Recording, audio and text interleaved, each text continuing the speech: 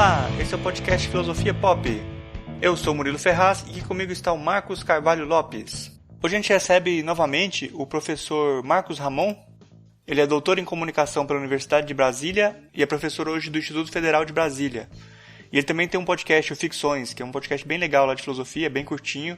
Eu peço para vocês assinarem lá o podcast dele, que é bem interessante. O professor Marcos Ramon já esteve aqui com a gente nos episódios 25, podcast de filosofia, e 59 sobre o Schopenhauer.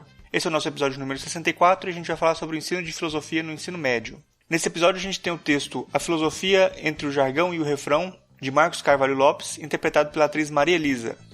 Quem quiser aí seguir a gente está no Twitter, no @filosofia_pop, no Facebook como podcast Filosofia Pop, tudo junto. Vocês podem também mandar um e-mail pra gente no contato@filosofiapop.com.br e também assinar o nosso canal no YouTube, no youtube.com/filosofiapop. O Filosofia é um podcast que traz conversas filosóficas que a gente trata a filosofia como parte da cultura. A gente está aqui sempre às segundas-feiras, a cada 15 dias. É isso, vamos para a nossa conversa sobre o ensino de filosofia no ensino médio.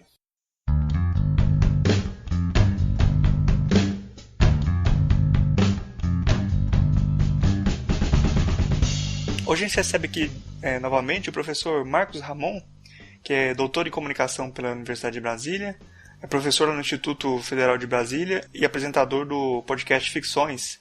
E ele vai conversar aqui com a gente hoje sobre filosofia no ensino médio. O professor Marcos Ramon já esteve com a gente aqui no episódio número 25 sobre podcast e filosofia e no episódio número 59 sobre Schopenhauer. Bom, se alguém quiser uma apresentação mais extensa do Marcos Ramon, acho que tem lá no podcast, no episódio 25, ele se apresenta lá e fala mais sobre ele. Bom, a gente vai falar hoje sobre filosofia no ensino médio. E eu começo aqui perguntando para o Marcos Ramon, para que ensinar filosofia no ensino médio?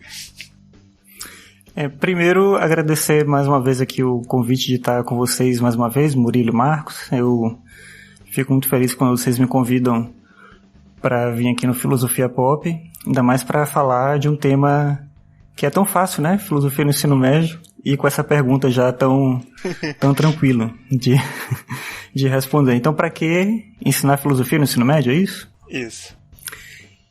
Então, eu acho que a gente tem hoje um momento em que se passa a questionar muito o valor da filosofia, principalmente nesse nível de ensino que é o ensino médio. Isso não é uma coisa nova, acho que já aconteceu em outros momentos.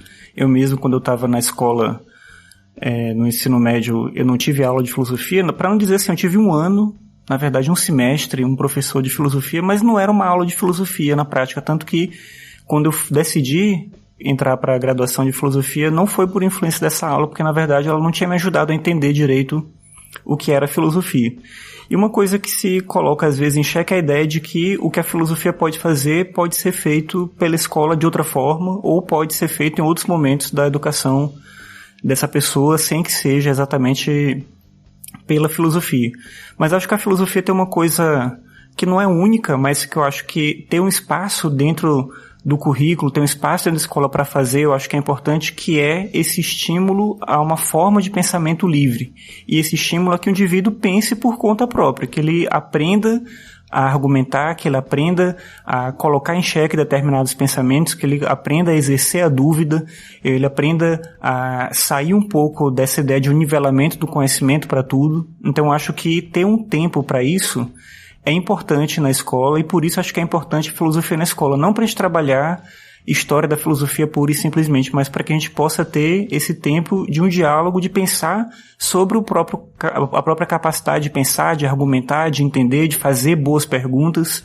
Como eu disse, outras disciplinas podem trabalhar isso também, mas eventualmente elas não vão fazer porque elas têm um currículo, elas têm coisas para trabalhar, às vezes existe uma externalidade, a própria escola que exige que se trabalhe esse ou aquele conteúdo, e essas questões, elas acabam não sendo prioridade, e elas são prioridade para a filosofia. Então acho que esse seria o principal motivo para a gente ter filosofia na escola, para a gente ter um tempo para desenvolver essa capacidade de argumentar, de pensar, de entender, de refletir, ainda que isso possa ser feito em conjunto, deva ser feito em conjunto com todo o resto do currículo na escola.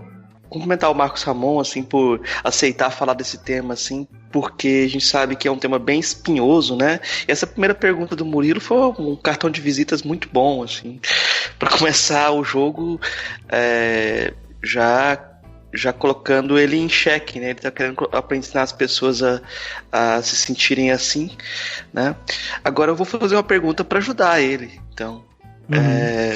Por que a gente não pode substituir essa tarefa de crítica aí pela educação moral e cívica, por exemplo?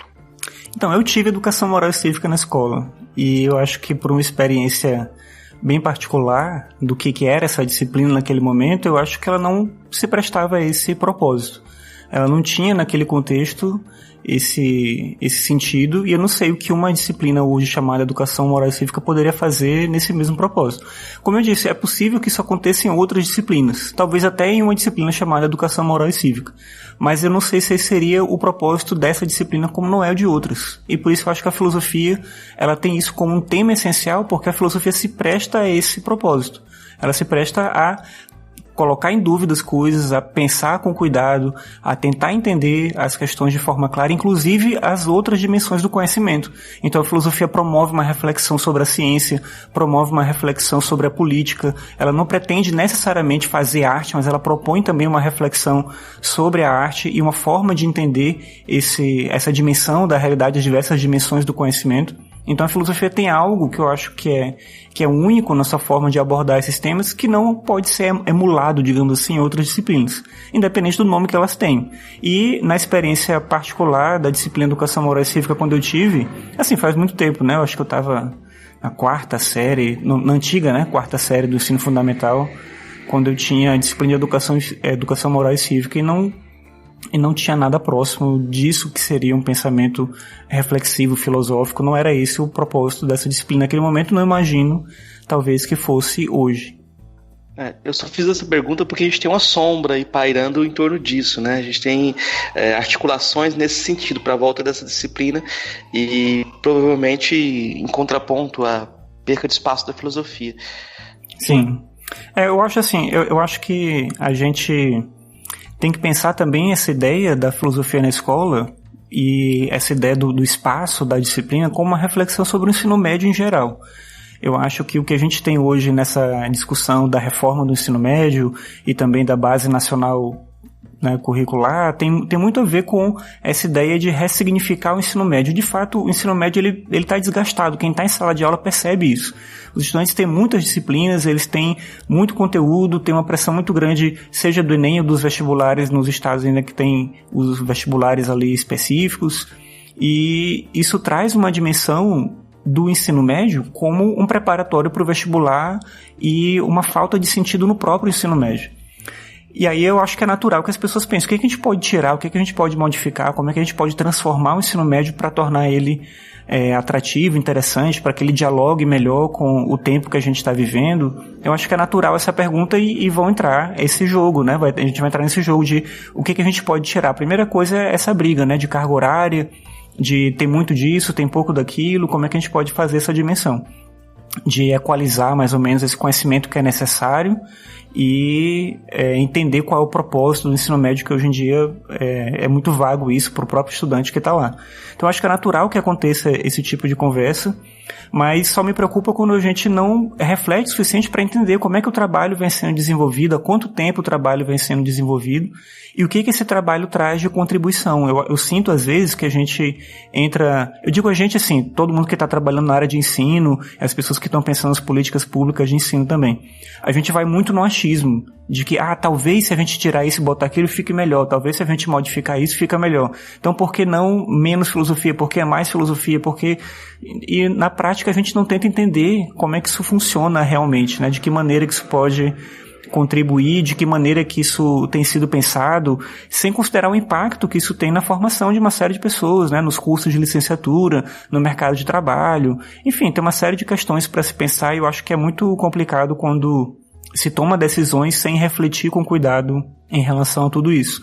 Eu acho que esse momento hoje de pensar a filosofia fora, não só a filosofia, né, mas a filosofia fora do ensino médio, tem um pouco da ausência dessa preocupação de olhar com cuidado para o próprio ensino médio e pensar o que cada uma dessas disciplinas pode contribuir, de que forma. não é uma questão de ter um pouco de todas as disciplinas, porque também isso é uma loucura, e é isso que a gente vive hoje, né? Mas é tentar entender de que maneira que essas disciplinas elas podem estar no ensino médio de maneira realmente significativa e não só para cumprir tabela ali, porque se você tem aula de filosofia e ela é uma aula puramente de história da filosofia, acumulando horário, currículo, conteúdo, fazendo prova, avaliação e significando nada para o aluno, também não faz sentido nenhum. Mas o que é a filosofia na escola? De que maneira que ela pode contribuir com a formação desses estudantes? Essa é a pergunta que se deveria fazer antes de pensar em tirar ou colocar mais filosofia que seja, né? Antes de ter menos ou ter mais, mas o que essa disciplina contribui e de que forma? De que maneira que ela pode oferecer algo que as outras disciplinas não podem suprir, caso a gente tire ela. Acho que essa é a reflexão que precisa ser feita. Aí você falou de que já tem muita coisa já, muito conteúdo, né, que tem no ensino médio, e aí parece que o discurso que está aparecendo agora de se organizar isso é de que o ensino do ministro da Educação agora, né, que o ensino médio seria mais para você formar pessoas para o trabalho, e o ensino superior seria para uma elite intelectual ali, né? Até essa frase ficou assim meio repetida agora, né? Ganhou repercussão de falar sobre essa elite intelectual. Vendo nesse cenário que se apresenta assim, por essa explicação, essa linha que está sendo seguida, parece que não faria menos sentido você ter filosofia no ensino médio e mais, pelo que está falando, no ensino superior, né? Ou você não concorda assim? Não sei. Sim, então, como eu falei, quando eu estava na escola eu não tinha aula de filosofia, e por muito tempo filosofia não era uma disciplina obrigatória na escola, algumas tinham, outras não. Lá no Maranhão especificamente aconteceu um movimento que foi curioso, assim. A universidade só oferecia licenciatura em filosofia, e essa ideia do mercado de trabalho puxou uma iniciativa da universidade de incluir filosofia no vestibular. E a partir do momento que a filosofia estava no vestibular, ela começou a aparecer nas escolas particulares, nos cursinhos, e começou a agregar essa possibilidade do conhecimento da filosofia na escola.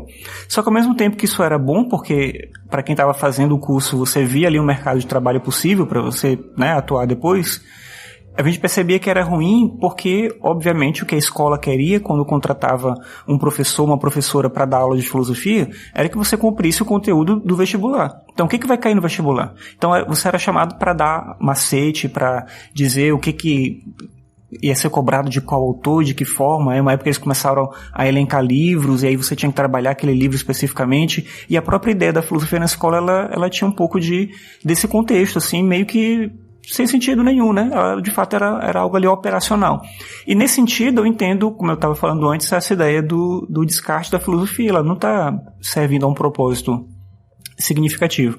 A primeira experiência que eu tive com uma ideia de filosofia para além disso foi quando eu entrei no Cefet, na época, em 2005, não era ainda Instituto Federal, né? Foi em 2008.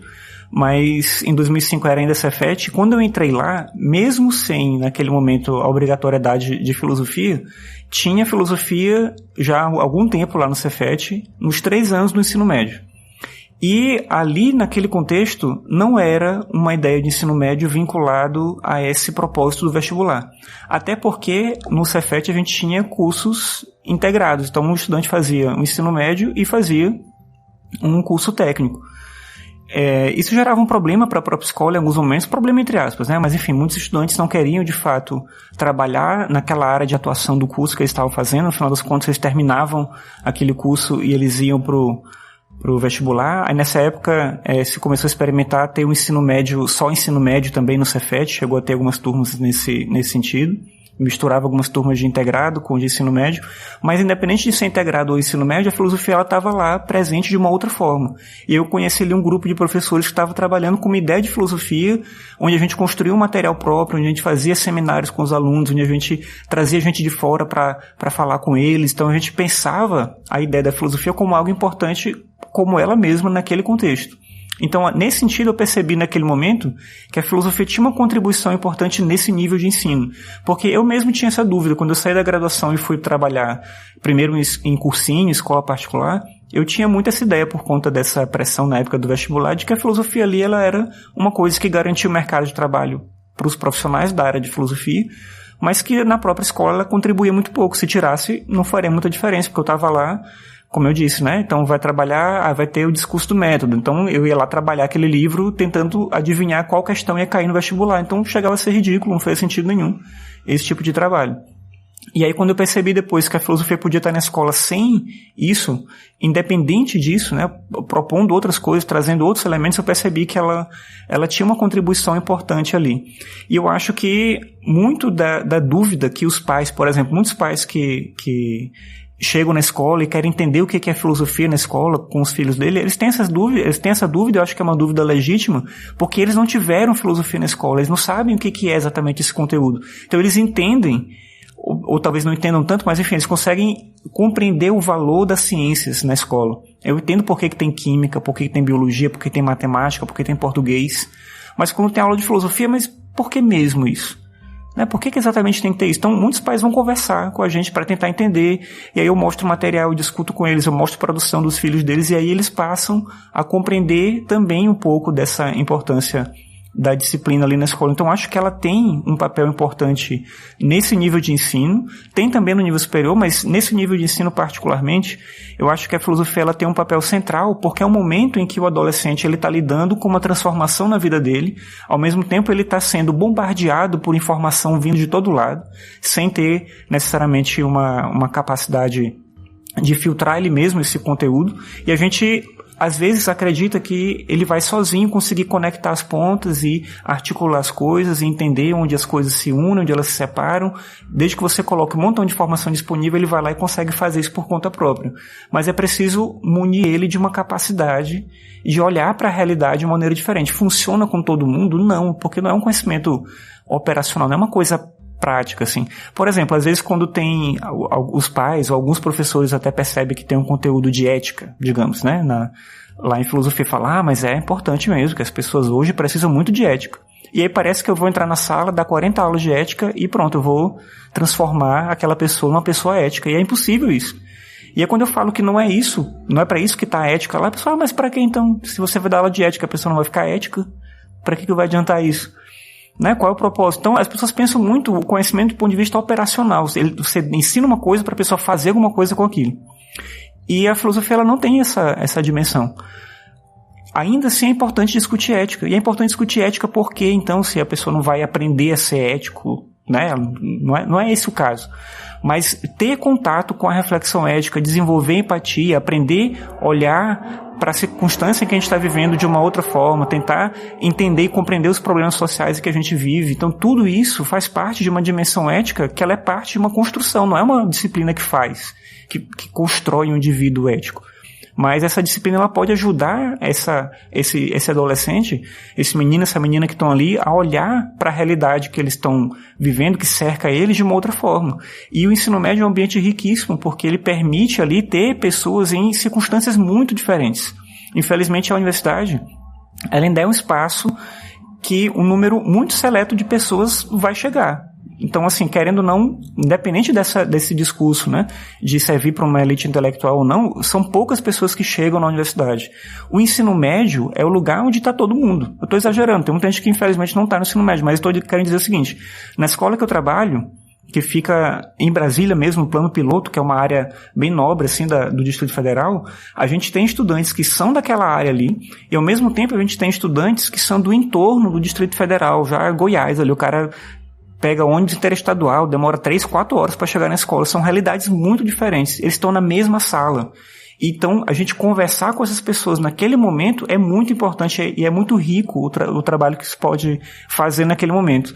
Na universidade também pode ser feito isso também acontece. Mas acontece para um número menor de pessoas. O impacto ele é menor. E no ensino médio, eu acho que é o momento em que esses estudantes mais precisam dessa possibilidade de encarar a realidade de maneira um pouco mais aguçada. E a filosofia tem um papel importante aí. Então, foi nisso que, quando eu entrei no Cefet, eu vi que a filosofia podia fazer, para pegar esses estudantes com realidades tão distintas, com vidas tão diferentes, com situações familiares tão diferentes e trabalhar dentro de sala a capacidade deles falarem, deles argumentarem, deles desenvolverem empatia, deles olharem uns para os outros e conseguirem compreender melhor quem eles mesmos são naquele ambiente escolar, na cidade que eles vivem, no mundo que a gente está. Então, eu acho que a filosofia tem um papel importantíssimo aí, que as outras disciplinas, muito pela essa pressão de conteúdo, de currículo, de tudo que você tem que trabalhar, elas não conseguem fazer e elas se tornam essas disciplinas operacionais que às vezes os pais esperam que a filosofia faça. Então a filosofia tem que fazer isso. Não tem isso para fazer. Não tem um conhecimento pontual que você vai desenvolver. É claro, tem uma coisa ou outra, mas não é esse o propósito na minha forma de ver, pelo menos. Eu me identifiquei um pouco aí com a seu relato aí, porque assim, eu tive aula de filosofia no Cefet também, de Jataí, né, no interior de Goiás. Uhum. E antes de ter essa aula, eu tinha tido... Tinha um amigo nosso do grupo que a gente andava, que era mais velho que a gente, e tinha sido reprovado em filosofia. Então ele chegou, assim, já fazendo a cabeça da gente que filosofia não servia pra nada, que era só uma enrolação, e só servia pra atrasar a gente, porque ainda reprova ainda esse negócio. Aí, e assim, eu cheguei com completa má vontade pra matéria e tal, pra disciplina. E assim, tem um dos professores lá, o professor que acho que até hoje dá aula lá em Jataí de filosofia, que é o professor Euclides, ele faz um trabalho muito bom lá, assim, que influenciou muita gente. O Marcos também deu aula lá pra gente de história, eu fui aluno dele, né, o Marcos Carvalho Lopes aí, né, que grava comigo sempre. E acho que eles influenciaram muita gente lá, que foi fazer filosofia depois, fazer história, ou mesmo eu que não fiz filosofia, de estar aqui nesse programa agora, né, de ter interesse por isso. E eu acho que tem uma pergunta que fica aí nisso, que é como fazer nesse até cenário que você já está descrevendo, de que todo mundo quer saber para que servem as coisas, por que a gente vai usar isso, o que vai ser visto no mercado de trabalho, não sei o quê, e como fazer para um aluno de ensino médio que já tenha um monte de pressões, e talvez, principalmente para esse aluno que você descreve aí, que vem de longe, que sofre, que não sei o quê, que tem um monte de outras coisas na vida dificultando para ele, assim, como fazer esse aluno do ensino médio ter interesse pela filosofia? Eu acho que um ponto importante é a gente olhar para essa disciplina como parte da escola e a escola como parte do ambiente que esse estudante vive. Então, tentar trazer essa dimensão do conhecimento, de fato, para a realidade dele. Eu acho que quando eu comecei a dar aula, eu tinha muito essa tentativa de emular aquilo que eu aprendi na universidade dentro da sala do ensino médio. Então eu chegava na sala do ensino médio, eu queria trabalhar com a linguagem que os meus professores na graduação tinham trabalhado comigo. E, obviamente, eu fracassava miseravelmente ali, porque ficava uma coisa super chata, cansativa, era técnico demais, não sei o quê, e os alunos não conseguiam se aproximar daquela linguagem, eles achavam aquilo chato, e é natural que eles entendessem isso naquele momento. Mas, ao mesmo tempo, eu achava que tentar fazer de uma outra forma seria, talvez, diminuir esse espaço da própria filosofia. Então, como é que eu vou dar aula de filosofia? Eu tenho que transformar a filosofia em uma outra coisa para dar aula de filosofia? E aí eu fui percebendo pouco a pouco que é possível fazer isso a partir de uma conexão deles com a própria realidade, né, que eles estão inseridos. Então, como é que a gente pega esse tema que está sendo discutido no texto do Platão e a gente tenta conectar isso com o universo deles? Muito dessa ideia do que vocês trabalham no podcast de vocês, que é essa ideia da filosofia pop, é uma coisa que eu tento trazer para a sala de aula de alguma forma. Então, de que maneira que esse conteúdo específico que eu tenho que trabalhar, ele se conecta com a realidade desses estudantes e como é que eu aproveito o conhecimento que eles têm para a gente discutir esse assunto. Então, eventualmente, eu pego um gancho com alguma coisa que eles conhecem, que eles têm interesse, que eles trazem para a sala de aula, e a gente monta um projeto a partir disso para poder estudar determinado assunto. Então, a gente tem um momento de leitura do texto, que é um momento esse mais cansativo que é necessário. A gente combina que, a gente vai ter tanto tempo para a gente ler, ter um tanto tempo para a minha aula, que é expositiva, e ter um tempo para a gente fazer um projeto que a gente vai trabalhar junto, que vocês vão ter uma parte mais dinâmica, não sei o que e tal. Mas eu não posso transformar a aula de filosofia numa brincadeira maluca, que eu não sei nem fazer isso. E também não posso desconsiderar por completo esse fato de que os estudantes eles querem estar envolvidos em fazer alguma coisa. Eles querem, de fato, participar dessa aula construindo alguma coisa. eu tenho a facilidade de trabalhar numa escola que me permite isso. Eu trabalho no Instituto Federal, que é uma escola que tem uma estrutura invejável perto de outras escolas aqui do Distrito Federal, e talvez, né, na maior parte dos estados isso aconteça, né, os institutos federais têm uma situação privilegiada. Então a gente tem um auditório muito bom, a gente tem uma biblioteca fantástica, a gente tem laboratórios de informática, a gente tem espaços diversos que a gente pode utilizar. E a gente tem 2 cursos que são de ensino médio integrado. Então, um é ensino médio integrado em desenvolvimento de sistemas e o outro é ensino médio integrado em eventos. Os 2 cursos trabalham de maneira muito próxima dessa parte técnica. Então, eu tento sempre trazer essa dimensão do conhecimento para aquilo que a gente está fazendo. Então, eu vou dar um exemplo. Eu estava trabalhando no ano passado com uma professora de português, que é a Samantha, e ela estava trabalhando um texto do Goethe, que era o Werther, e eu trabalhei junto com ela esse texto. Então a gente fez aula de filosofia e literatura juntos, e a gente levou eles para o auditório, chamou pessoas de fora da escola para irem falar com eles, né, sobre aspectos do livro, sobre aspectos psicológicos dos personagens, aí a gente conversou sobre aquilo, e aí tinha a dimensão da filosofia, da história, da época em que foi escrito o livro, o que era o romantismo, como é que aquilo funcionava, e aí a gente tem todo um projeto que é desenvolvido a partir disso, e depois eles constroem o trabalho deles a partir desse momento nosso de aula integrado ali. Então, isso é uma coisa que a gente tem tempo para fazer, porque eu estou, como eu falei, numa situação privilegiada, mas eu sei que tem colegas, professores e professoras de filosofia que não conseguem fazer isso, que entram, né, num horário muito específico de sala de aula, que não tem como negociar isso com outras pessoas, né, e não tem essa abertura de um trabalho com outro colega, de ter um trabalho que seja interdisciplinar, que possa envolver mais pessoas na escola, não tem apoio da própria escola para criar um projeto. Então eu sei que tudo isso torna mais difícil, mas eu acho que a maneira menos adequada de se ensinar filosofia é você transformar a aula de filosofia num mini curso de filosofia da graduação. Então você pega o curso da graduação, aí você leva para a sala de aula do ensino médio e você reproduz tudo aquilo. Essa é a pior forma possível. Porque você não dialoga com o estudante de forma alguma, você não consegue fazer com que ele se aproxime daquilo que você está trabalhando. Ao mesmo tempo, eu acho que a gente não precisa diminuir o conhecimento. Como eu estava falando, a gente estava trabalhando um texto que é um texto difícil, é um texto que eles precisam se dedicar para ler, e a turma toda leu, a turma toda se envolveu, eles conseguiram conectar aquilo com uma circunstância da vida deles, de que maneira que aquilo se aproxima do mundo e tal. Então a gente tenta fazer essa aproximação da melhor forma possível lá na escola. E eu acho que esse trabalho em parceria é o que me dá força para conseguir fazer de alguma forma um trabalho de filosofia que funcione um pouco mais. No curso de eventos isso é ainda mais forte, porque a gente não tem as disciplinas, né, de maneira individual. Então a filosofia, ela aparece dentro da área de humanidades. Então a gente tem um horário que eu não estou mais atuando no curso de eventos, eu estou no de informática, né? Eu tenho um outro colega, professor, que é o Washington, que trabalha no curso de eventos. Então eles têm um horário que é de filosofia, um de sociologia, um de história e um de geografia. E aí eles têm outros momentos na semana que entra todo mundo junto. Então as 4 disciplinas trabalham juntas o tempo todo, e a avaliação é feita das 4 disciplinas juntas.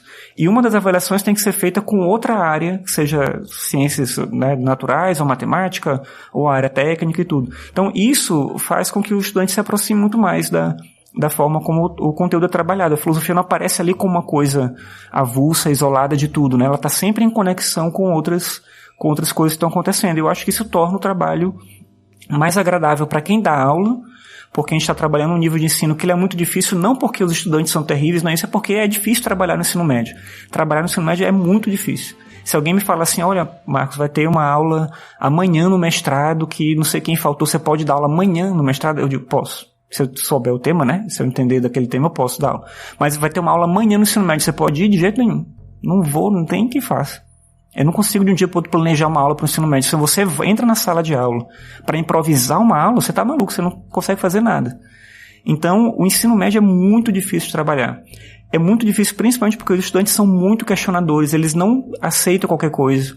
Eles desafiam quem está em sala de aula. Se eles percebem insegurança em você, eles deixam, né, de dar atenção para aquilo que eles estão fazendo, vão fazer outra coisa. E eu entendo completamente eles, porque eu fui adolescente também, né? Então eu entendo o que é ficar 6 horários seguidos numa sala de aula, sentado numa carteira, vendo o professor falando, eu tendo que copiar. Então é óbvio que eles não vão aceitar qualquer coisa.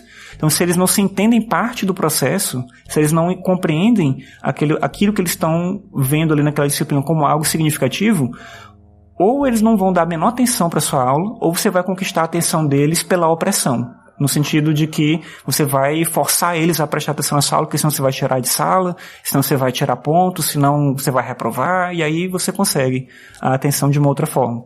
Mas aí o processo em si não faz sentido nenhum, né, nesse modelo aí. Então eu acho que a forma de tornar a filosofia atrativa é integrar ela com a escola, com a vida do estudante e, se possível, transformar isso em algo que atinge outros espaços da escola, né? Onde ele perceba que a filosofia está presente em mais momentos, né? Em outras coisas que ele tá vivendo ali, para que ela não seja uma coisa isolada que ele tem que memorizar para responder uma prova e passar de ano.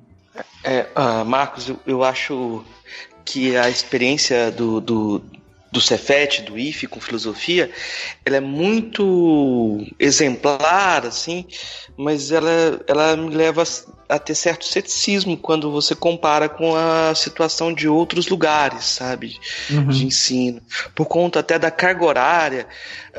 Por exemplo, 45 minutos semanais para aula de filosofia. Sim. Nas escolas estaduais acontece isso, né? Todo bimestre você tem que ter 4 avaliações para chegar a uma nota 10. Então a princípio é impossível. E aí você tem um contexto também em que a própria leitura é discriminada, assim. O aluno que compra um livro, ele é considerado alguém que gastou dinheiro à toa, assim. Eu dei aula no ensino médio noturno, né, em escola estadual, e um aluno meu comprou um livro e o pessoal falou assim, mas você está gastando dinheiro à toa, né? E você vê, por exemplo, no Cefet você já tem você já tem uma certa seleção de ambiente e de alunos, né? Você tem bons professores qualificados em todas as áreas. Isso ajuda muito o estudante, né, a fazer uma elevação, assim. Então, quando eu comparo esse contexto com outros contextos de ensino de filosofia, eu acho que dá para justificar certo ceticismo por conta da própria estrutura onde a filosofia é colocada. E aí a própria concepção de filosofia se desliza também, porque uma coisa é ter um professor bem formado e dar a filosofia como uma matéria aberta, para que ele possa trabalhar e fazer o jogo interdisciplinar, etc. Outra coisa é ter um professor de filosofia extremamente mal remunerado e também desmotivado, com a preparação que não é adequada, porque quando você falou assim, o professor não pode dar um mini curso de filosofia da graduação, o problema é que quando você pega os livros didáticos aí da filosofia da Chauí, etc., às vezes o cara na graduação não teve nem aquele livro didático inteiro, sabe? Se ele teve um professor de Schopenhauer, ele não viu Hegel. Se ele leu Hegel, ele não leu Schopenhauer. E chega no ensino médio, ele tem que dar conta de uma coisa que vai ter que estudar um monte de assuntos para poder fazer até esse mini curso de filosofia da graduação, né? E aí entra outra coisa também que eu acho curiosa, assim. Quando a filosofia entrou no ensino médio e entrou nos vestibulares, etc., você teve essa pressão para que os professores também dessem conta daquele conteúdo que caía no vestibular. E aí eu fico pensando assim, quando eu dava aula eu ficava com essa cobrança. Eu dou aula para o ensino particular e no cursinho o pessoal estuda para o vestibular. Eu vou chegar na escola pública estadual e vou oferecer uma coisa diferente para os meus alunos e não vou estar preparando ele para concorrer com outros, sabe? Aqueles conteúdos acabam sendo quase obrigatórios, entre aspas, e tem acabam tendo uma utilidade instrumental de um jeito quase incontornável, assim. Se cai uma questão de filosofia no Enem, você fica com aquela pressão lá, tipo, uma pressão positiva também, que as pessoas começam a valorizar. Caiu filosofia no Enem, professor, então tem que prestar atenção, né? Então, mas eu queria, eu só queria comentar a partir da minha experiência, né? Como eu sentia um certo abismo entre o IFE, as escolas estaduais, pela própria disposição da filosofia, e as escolas particulares, né? Você tem contextos muito distintos em que a experiência é muito diferente. eu não sei se a mesma abertura teria o mesmo resultado em todos os lugares. E aí você corre o risco de que mudou o professor de filosofia, muda tudo, né? Sim. De um jeito extremamente radical. Sei lá, você pode ter... No contexto atual, é possível que um professor resolva ler a Suma Teológica no ensino médio. Uhum.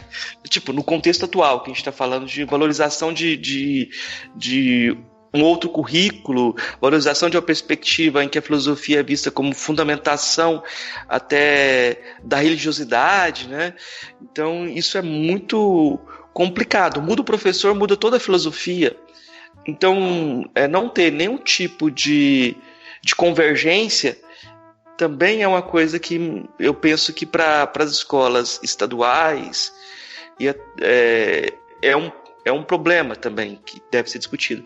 Mas me assusta outra coisa. Quando o pessoal fala de interdisciplinaridade, logo fica olhando para o professor de filosofia, sabe? Uhum. Tipo, não, vai ter alguma coisa que vai ter que ligar alhos com bugalhos, chama o professor de filosofia que ele vai dar conta disso, né? Eu queria que você comentasse um pouco também sobre isso tudo que eu falei. Foi só um comentário, mas a pergunta mesmo é sobre esse lugar da filosofia como musa interdisciplinar, né? Como que você vê essa dissolução? Porque agora tem essa possibilidade de que a filosofia não seja uma disciplina mesmo, que ela seja totalmente interdisciplinar. Como é que você vê essa condição de misturador, né? De misturador de disciplinas. Eu acho complicado essa forma de ver, e as experiências que já ocorreram nesse sentido, elas foram bem negativas. Você comentou a questão da diferença, né, entre o que tem no Instituto Federal, o que tem nas escolas estaduais, e é isso que eu vinha falando, né? A gente tem uma condição de fato privilegiada, eu entendo isso, é óbvio que é muito difícil para uma parte das pessoas que atuam com filosofia no ensino médio conseguirem ter o espaço necessário, a valorização necessária na escola, né, voz, né, para poder ocupar esses espaços e ser entendido na escola, né? Eu trabalho numa escola que permite isso, então, assim, é uma situação muito específica. Mas quando eu fiz o estágio, eu estava na graduação em filosofia, eu fiz o estágio numa escola estadual, lá no Maranhão. E a situação era um pouco essa. Como não era obrigatório o ensino de filosofia, mas no currículo do estado tinha filosofia na escola, existia disciplina na escola, mas não tinha professor, eles não fizeram concurso. E eles entendiam, mas, claro, não era como hoje em dia na reforma do ensino médio, mas eles entendiam na época que a filosofia era um conhecimento interdisciplinar, que podia ser trabalhado por outras pessoas. Então, eu fui fazer o estágio na sala de um professor de português que dava aula de filosofia. E aí ela se esforçava para fazer o que eu acho que ela dava conta de fazer, mas assim, era muito triste ver a situação que ela estava na sala de aula, porque ela claramente ficava incomodada com a gente estava lá, da gente, né, os estudantes estarem lá, que a gente tinha que fazer a observação e depois dar aula, né? Ela se percebia incomodada porque ela não tinha segurança para dar aula daquele conteúdo, então era uma situação constrangedora para ela e para a gente, porque a gente percebia que era uma situação desagradável para todo mundo. A gente percebia que ela não dava conta de dar de fato uma aula de filosofia, então durante muito tempo ela pegava o livro e ficava copiando no quadro, ou passava para o aluno copiar e acabava a aula e era uma cópia, no final das contas, né, dos conteúdos que estavam no livro, então não fazia muito sentido o que ela conseguia fazer. Quando alguém perguntava alguma coisa, nem sempre ela dava conta de explicar, então eu acho que isso era muito complicado, porque a filosofia ela tem uma circunstância específica também da formação de quem vai atuar com a filosofia. E quando você trabalha numa licenciatura especificamente, se espera que isso aconteça, né? Que você tenha também essa dimensão de refletir sobre o espaço da filosofia no ensino médio. Então entender que o conteúdo por si só, estar presente na escola, resolve o problema de ter filosofia na escola, não é algo razoável. Porque uma didática para trabalhar com uma aula de educação física, com uma aula de artes, com uma aula de matemática e com uma aula de filosofia são coisas diferentes. Ainda que você saiba algum outro conhecimento, se for algo próximo da mesma área ali e tal, você talvez consiga dar aula daquele conhecimento. Mas existe uma didática específica, existe uma reflexão que é feita para isso, e a pessoa que faz a licenciatura, ela se prepara para trabalhar naquele campo específico. Então ela entende um pouco as circunstâncias daquele trabalho para poder levar essa dimensão para a escola. Da maneira como foi construído durante muito tempo o espaço da filosofia na escola, ele trazia, no ensino médio especificamente, ele trouxe um avanço que eu acho que é significativo, né, na construção dos parâmetros curriculares nacionais e tudo. Infelizmente, esses documentos foram se perdendo e eles agora fazem cada vez menos sentido. O documento atual da Base Nacional, ele é amplo o suficiente para que a gente possa dizer que a filosofia não deixou de estar na escola. Você lê ali as competências, habilidades, você fala que tem filosofia. Mas, ao mesmo tempo, ele é tão amplo que a filosofia pode ficar diluída em outros momentos, em outros espaços, ao ponto dela simplesmente não acontecer. E eu acho que esse é o maior risco que a gente corre. A ideia de encarar a filosofia como esse espaço interdisciplinar e entender que não é necessário que tenha a pessoa que é capacitada para atuar com essa disciplina especificamente. E, infelizmente, isso vai acabar acontecendo, porque a lei obrigava antes que tivesse filosofia nos 3 anos do ensino médio, filosofia e sociologia. Não interessava a carga horária, mas tinha que ter no primeiro ano, no segundo ano, no terceiro ano. Quando você tira a obrigatoriedade, ainda que a lei não diga que não pode ter, a lei não proíbe a filosofia, e como eu falei, se você olhar a própria Base Nacional, a filosofia está lá, então em tese a filosofia tem que estar na escola de alguma forma, mas quando você tira a obrigatoriedade do ensino da filosofia, é bem provável que as escolas particulares deixem de contratar professores de filosofia, porque é uma questão também de otimizar o recurso da própria escola, e no caso das escolas públicas, é provável que deixe de ocorrer concurso, né? Não vai fazer concurso para uma área em que a gente não precisa, de fato, ofertar uma disciplina. Precisa ter um profissional dessa área aqui. A gente pode, de repente, botar esses conteúdos dentro de outras coisas e a gente vai estar cumprindo aquilo que a lei prevê. Então, eu acho que esse é um elemento complicador, especificamente no caso da filosofia.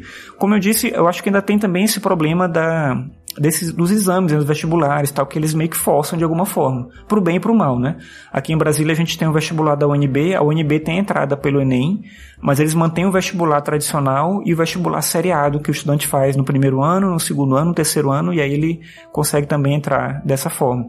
E no vestibular da UNB tem filosofia.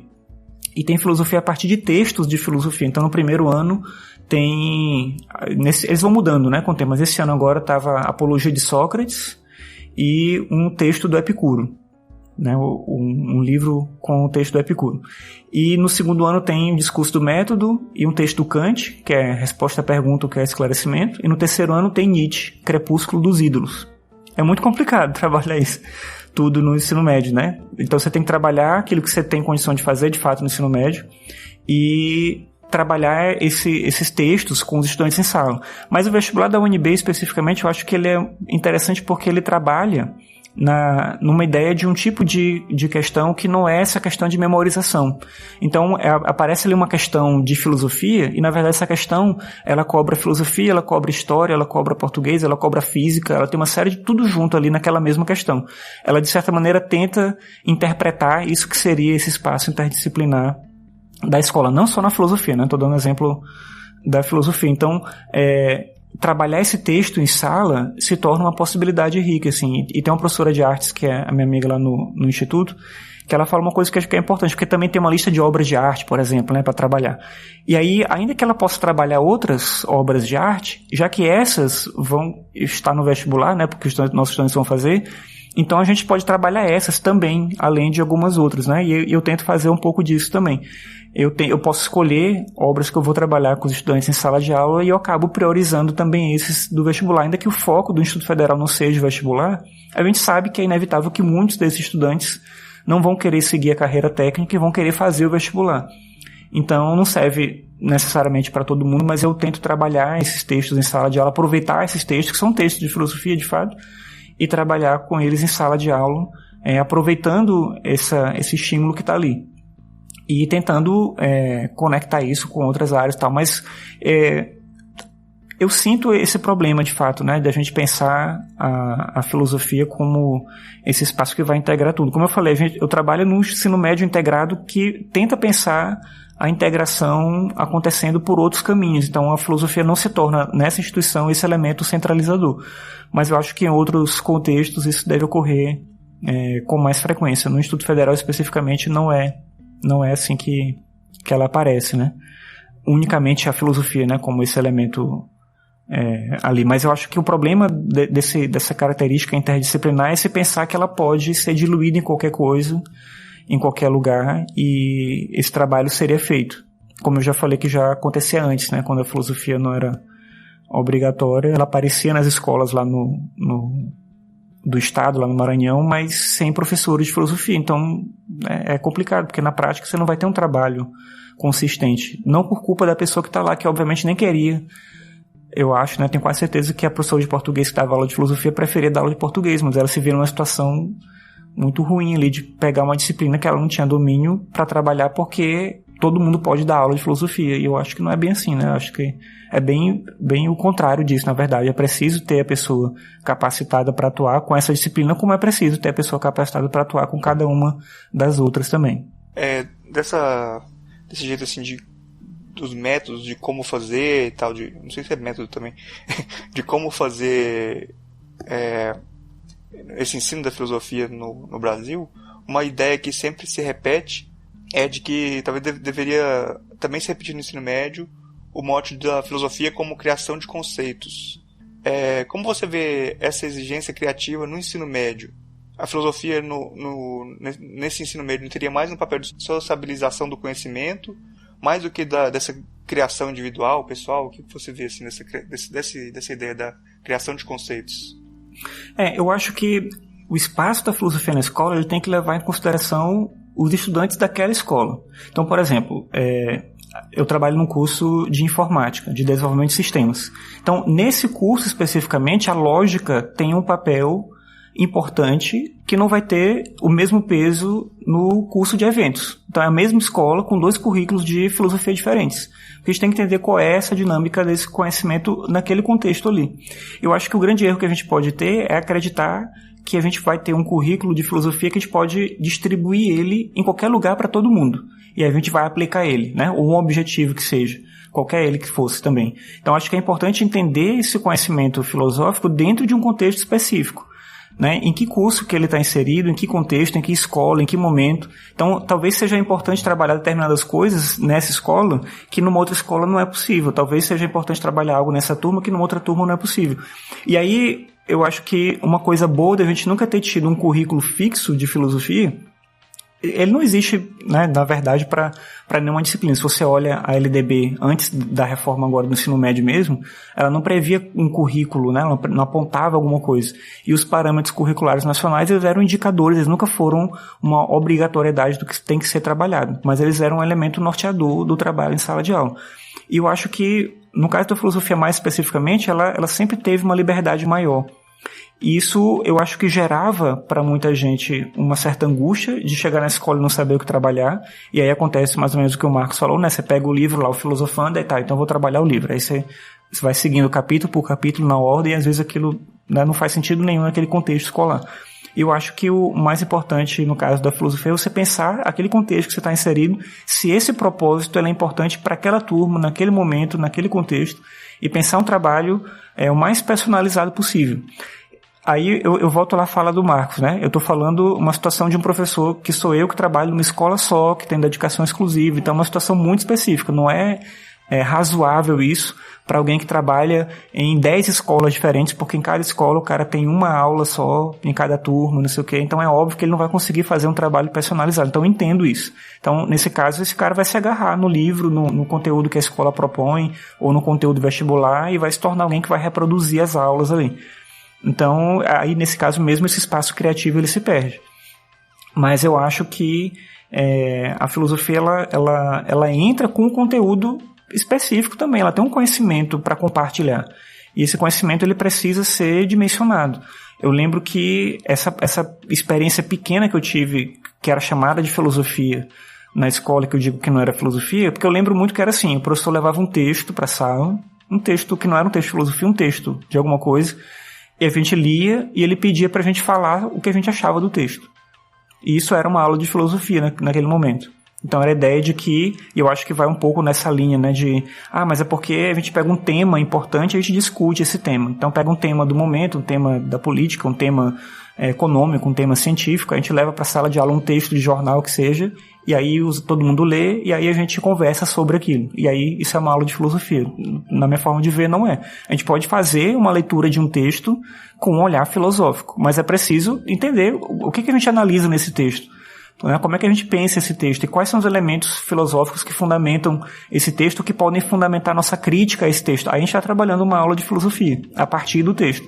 Mas ler um texto em sala de aula e pedir a opinião das pessoas não é uma aula de filosofia, pelo menos na forma como eu vejo, né? E era isso que eu tinha no ensino médio, né? Há pouco tempo que eu tive aula de filosofia era isso. E isso era porque a escola talvez encarasse um pouco esse espaço. Então, a filosofia é um momento que um momento mais livre ali, em que as pessoas podem opinar, falar o que elas pensam, e aí elas vão discutir um tema da atualidade, isso, né, vai desenvolver uma capacidade crítica disso, daquilo, não sei, eu tenho minhas dúvidas se isso por si só é o suficiente. A filosofia tem um conhecimento específico para trabalhar, mas que conhecimento é esse? Eu acho que ele precisa de uma particularidade. E dentro do limite possível ali, do que for alcançável naquela realidade de quem está em sala de aula, apesar da dificuldade óbvia da gente ter uma disciplina que é pouco valorizada, que tem uma carga horária pequena, que força os professores a trabalhar em vários lugares diferentes. Eu mesmo, antes de entrar no Cefet, eu comecei dando aula numa escola de bairro, lá no bairro onde eu morava. Eu lembro que era uma escola, assim, que era uma casa do cara que ele transformou numa escola bem de bairro, assim, toda errada, né? E eu lembro que a hora-aula lá era R$3 e pouco, uma coisa assim. E o meu primeiro contra-cheque que eu ganhei na minha vida era R$32.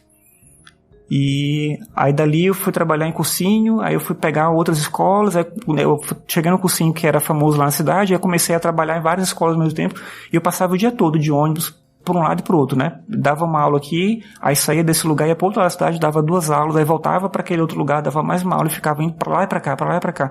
Eu não tinha tempo de estudar, não conseguia corrigir as avaliações direito, não conseguia me organizar para me preparar para dar de fato uma aula.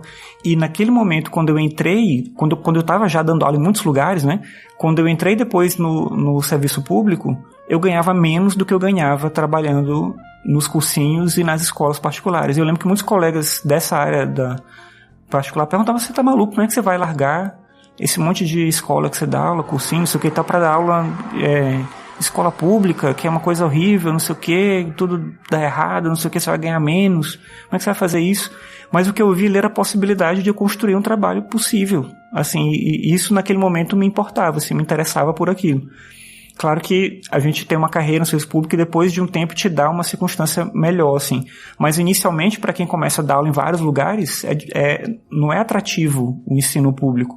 Porque é uma realidade difícil, você trabalha com uma circunstância muito complicada, ainda mais se não for uma circunstância privilegiada como a do Instituto Federal, né? Se for na secretaria, assim, no estado e tal, no município, às vezes é uma situação muito fragilizada dos próprios docentes, né? De se ver uma situação, às vezes, de violência muito intensa dentro de sala de aula ou no entorno da escola. Então, assim, não é atrativo para a pessoa estar ali naquele espaço. Mas eu ainda acho que o ensino público é o lugar onde a filosofia consegue desenvolver o seu trabalho da melhor forma. Eu ainda acho que é um espaço onde existe uma possibilidade de diálogo mais intensa, assim, do que no ensino particular, que pode fazer bem feito esse trabalho também, mas que ele atende a outras demandas, a outras circunstâncias, e eu sinto que a filosofia ela sempre vai ser menos não por uma circunstância do fato da escola ser uma escola particular e tal, mas é porque aquela escola ela atende a uma circunstância específica que tem muito a ver com a manutenção da própria escola, né? Que é conseguir um resultado, que é aprovar mais gente no vestibular. Então a filosofia está ali, mas ela não é algo que vai ganhar um espaço suficiente, digamos assim. Eu acho que em algumas coisas, a partir da nossa concepção de filosofia, a coisa se configura de modo diferente. Então, por exemplo, se alguém acredita que realmente a filosofia fundamenta todos os conhecimentos, ela pode vender a ideia para os alunos de que elas não precisam ler todos os livros da biblioteca, vai ler só o livro de filosofia, resolve tudo, né? Uhum. Como a gente não tem essa autoilusão da importância da filosofia, muitas vezes a gente tem que lidar com decepções, né? De dúvidas sobre o próprio valor, né? E eu queria que você comentasse sobre o fracasso como educador, né? Porque fica, às vezes a gente está falando assim, como se nossas aulas sempre fossem sucessos e tivessem resultados muito favoráveis. Aí eu queria só dar um mote para isso. Eu tenho um amigo schopenhaueriano, punk, que foi dar aula no ensino Sei médio. quem é. Meu irmão, Murilo, por acaso. Irmão do Murilo, por acaso. Aham. O schopenhaueriano que, tipo, durante o estágio no ensino médio vai dar aula de filosofia, né? Então a primeira coisa que ele fez, atacar o livro didático. Que é de problematizar a ideia de livro didático como o domínio dos comentadores que destrói a filosofia, etc. E aí ele criou uma experiência de estudar aforismos e criar aforismos com os alunos para desenvolver um tipo de pensamento genuíno, né? Depois ele mesmo avaliou que o resultado foi trivial, que os alunos não conseguiram sair de um discurso muito comum, né? E, de certa forma, foi um fracasso, né? Só que, é claro que a gente entende que esse fracasso é muito mais construtivo do que um caminho que também fosse trivial, né? E eu queria que você comentasse também essa tentativa e necessidade de abordar a filosofia de modo didático. Como é que você lida com isso? Como é que você lida com o fracasso também? Que eu acho que é uma coisa, experiência comum. Acho que fazer filosofia fracassar, de certa forma. É preciso, né? Sim. Essa ideia mesmo do ensino público, né? Eu acho que ela passa um pouco por esse processo, né? De você estar lidando sempre com uma realidade que ela te agride o tempo todo. No ensino particular, eu sentia muito pouco disso. Eu cheguei a trabalhar numa escola, que era uma escola particular no caso, né? Que tinha um monitor dentro de sala de aula. Então eu dava aula e ficava um monitor da escola dentro da sala de aula ali e tal. Então se algum aluno conversava, se algum aluno fazia alguma coisa errada e tal, aí ele ia lá e agia para eu não perder o tempo de aula. Então era assim, esse nível de controle que tinha. Então eu conseguia dar minha aula tranquilamente, mas ao mesmo tempo eu tinha um monte de robô na sala, né? Assim, eu falava, eles ficavam parados, eles ouviam, eles anotavam e tal.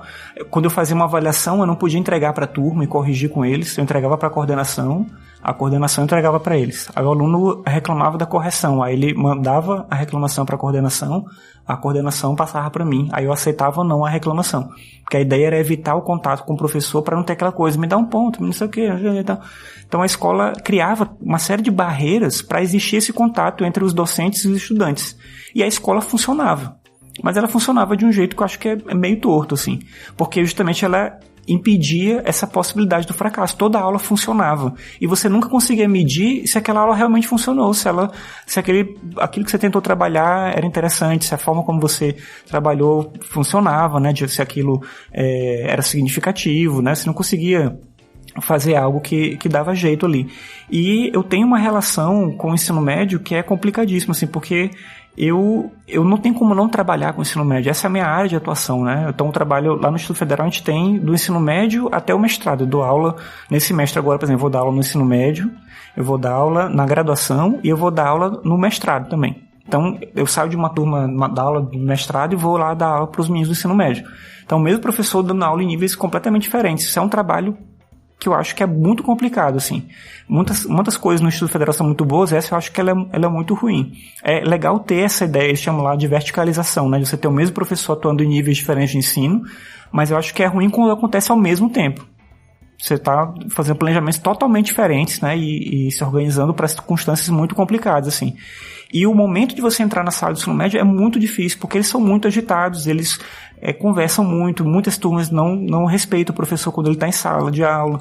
Muitos alunos chegam a trabalhar com essa dinâmica mesmo do desprezo, assim. Eu nunca tive uma situação de violência em sala de aula, mas eu passei por várias situações de desprezo, assim, extremo. Lá no Cefet mesmo, quando eu entrei, tinha um professor que eles adoravam, eles amavam o cara lá, que era o Jorge. E eu não conhecia ele, quando eu entrei, ele se tornou um grande amigo meu e tal. E ele realmente era um professor incrível, assim, então eles adoravam ele.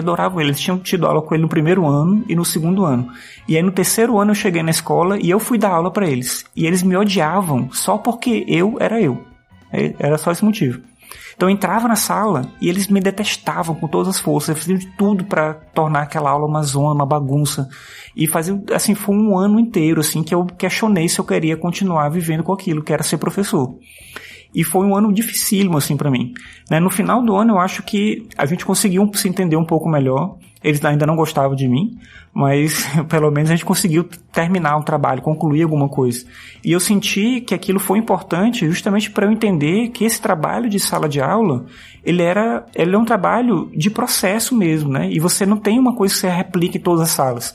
E porque ao mesmo tempo que tinha essa turma que me odiava, tinha uma turma da manhã que era ótimo o trabalho, funcionava muito bem. Então, as coisas que eu fazia naquela turma não dava para eu replicar na outra. Isso me levava a tentar criar coisas diferentes o tempo todo. Então, eu acho que essa é uma dinâmica extremamente positiva do trabalho docente, apesar de ser desgastante demais, que é de você estar sempre envolto com essa ideia de que você não sabe se isso aqui funciona bem, de que forma que isso vai funcionar. E até hoje eu vivo com essa circunstância. No ano passado teve uma turma que numa aula que eu tinha preparado, eu tinha falado para eles que ia fazer isso, aquilo. Eu cheguei no dia na aula, a turma toda combinou de não ir. Ninguém foi.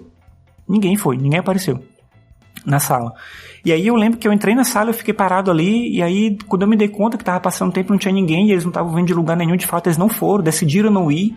Naquele dia que eu falei que ia ter uma aula, que ia fazer isso, aquilo, não sei o que e tal. E eu percebi, esse cara não valoriza nada que eu tô fazendo aqui, não interessa nada. Aí depois eles falam, não, professor, mas a gente gosta da sua aula, não sei o que e tal.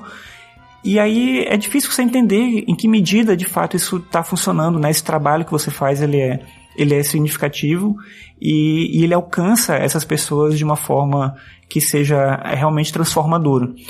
Você tem, às vezes, né, esses relatos, eu sempre peço quando termina um semestre, pra gente fazer uma conversa, né, sobre o que está funcionando, o que precisa melhorar, né, e o que eles sugerem para melhorar. E eles têm coisas para dizer. É interessante que eles sempre têm coisas para dizer. Desde as coisas mais simples. Eu lembro que quando eu comecei a dar aula, eu acho que eu ainda faço muito isso, mas com certeza eu faço menos. Eu percebi que numa das vezes que eu pedi para eles me falarem o que podia melhorar, aí um menino falou que eu podia falar menos né. Porque ele contava nas minhas aulas e cada aula de 50 minutos eu falava 300 né. E aí ele percebeu que eu tinha esses vícios de linguagem, eu podia parar de falar isso. Aí outros falavam outras coisas da metodologia, outros sugeriam, né, formas de trabalho, né, ou alguma coisa que eu fazia que não funcionava bem, ou a dinâmica própria da aula e tal. E aí você vai se organizando para entender melhor como funciona esse espaço da sala de aula. Quando eu saí do Cefet, antes de vir para cá, para Brasília, eu fui trabalhar na Universidade Federal do Maranhão, no Colégio de Aplicação de lá. E lá era uma realidade bem diferente, porque era uma escola federal que incorporou turmas do estado lá do Maranhão, né? Turmas da secretaria lá. E aí eles incorporaram essas turmas durante um bom tempo. A gente tinha turmas misturadas, turmas que já vinham seguindo a dinâmica do colégio universitário há muito tempo e turmas que vinham de uma realidade muito diferente. E eu lembro que era muito difícil trabalhar com eles, porque eles vinham de uma situação muito ruim, eram pessoas que viviam num bairro muito pobre e que tinham pouquíssimo acesso à cultura, à informação, ao conhecimento, que tinham uma dificuldade gigantesca para ler, para escrever. Então eles estavam no ensino médio e eles não conseguiam ler direito, eles estavam no ensino médio e não conseguiam escrever. Então é muito difícil trabalhar a filosofia quando você tem uma pessoa que tem dificuldade de leitura básica mesmo, assim. Como é que você trabalha um texto um pouco mais complicado se ele não consegue ler um parágrafo e entender a coerência dentro daquele parágrafo, né? Entender as palavras, mas às vezes que você acha que são simples e ele não consegue compreender como aquilo funciona. Então é muitas vezes desanimador entrar na sala de aula e se perceber diante de uma realidade desse tipo, que você está trabalhando com uma circunstância que ultrapassa a dimensão do seu próprio trabalho. Além de outras coisas, né, que aparecem na sala de aula, aparecem situações, né, que os estudantes trazem, né, de casa, né, problemas que vêm. Então isso tudo acaba atropelando, né, e acumulando o seu próprio espaço de trabalho. E é difícil você olhar para isso e pensar de que maneira você pode realmente contribuir para que isso seja algo que faça sentido para eles. Para a maior parte do espaço da sala de aula, eu acho que a disciplina de filosofia ela é sempre uma disciplina acessória, assim. Eu não acho que nunca tive uma turma que a turma toda olhava para a disciplina como algo que eles julgavam que era realmente importante. Mas eu tento me apegar às possibilidades que eu tenho, né? Então, se eu tenho uma parte da turma que me apoia, eu tento conseguir o apoio desse grupo para trazer a turma toda e tentar envolver eles. E várias coisas que você faz dá errado. Eu tentei trabalhar com podcast, que eu gosto, obviamente, né? Em sala de aula várias vezes, e algumas vezes dá certo, outras não. Eles não fazem, eles não querem, e aí eles, né, se organizam para fazer e não fazem. No dia de entregar o que foi combinado, não tem nada feito. Né, você percebe às vezes que você pede algo que você acha que vai ser interessante para eles, tanto faz. Eu já tento trabalhar muito com cinema, com filme, com vídeo, com produção de vídeo. Às vezes funciona, às vezes não funciona. Tem turma que gosta, tem turma que detesta. Então as pessoas elas são diferentes e é importante entender essa diferença dentro do espaço de sala de aula. O que eu acho que é mais importante ainda é você não encarar esses fracassos sucessivos que vão ocorrer como um problema que existe com você que está em sala de aula. Porque eu acho que, e nem se acomodar também, né, que seria outro problema ruim. Não é um problema com você no sentido de que você não vai conseguir nunca fazer um trabalho que agrade todo mundo o tempo todo e consiga os melhores resultados, mas também não tem como você desistir por completo de querer fazer algo que alcance esse possível sucesso com aquela turma. Então o desafio da sala de aula em geral e da filosofia em particular é tentar entender como isso que você vai trabalhar pode chegar nesses alunos e pode contribuir de alguma forma para aquele objetivo que você pensou, né? Por que essa disciplina está aqui? Por que ela é importante de estar aqui? Se você está na escola e você não acha que é importante o trabalho que você faz, você não julga que aquilo é significativo, você não acha que aquilo é de alguma forma transformador, então o seu trabalho ele já começa perdendo, digamos assim. Então dificilmente você vai conseguir fazer algo que excede um pouco essa exigência que é colocada para você o tempo todo. Mas é um trabalho de sala de aula, é esse trabalho. No ensino médio, principalmente. Na graduação, eu sinto... eu tenho uma relação completamente diferente, assim. Porque eu sinto que é muito fácil trabalhar. Não porque todo mundo gosta, mas porque eles não externalizam esse não gostar da mesma maneira que os estudantes no ensino médio externalizam. No ensino médio é muito fácil perceber que você está perdendo a aula. E você lida com isso o tempo todo. O tempo todo. Então é preciso ter muito cuidado para você manter a calma, para você manter o seu foco e não desistir de olhar para aquele trabalho com atenção, com cuidado, de querer fazer algo de fato positivo, né, de entrar em sala de aula, né, de fato com ânimo assim, para dar uma aula e mostrar algo que seja de fato relevante para aquela turma. É um trabalho de se reconquistar para a sala de aula todo dia. É muito difícil. Não, mas está todo mundo ali sendo doutrinado. É facinho doutrinar os alunos. Você falou sobre o uso aí do podcast nas aulas, e eu acompanho ali o seu podcast de ficções, e de vez em quando aparece ali no feed uma série, né, dentro do Ficções, que é o Filosofia no Ensino Médio. Isso. Como que é a organização dessa série aí? Contar pra gente assim, o que está sendo feito ali, como que é?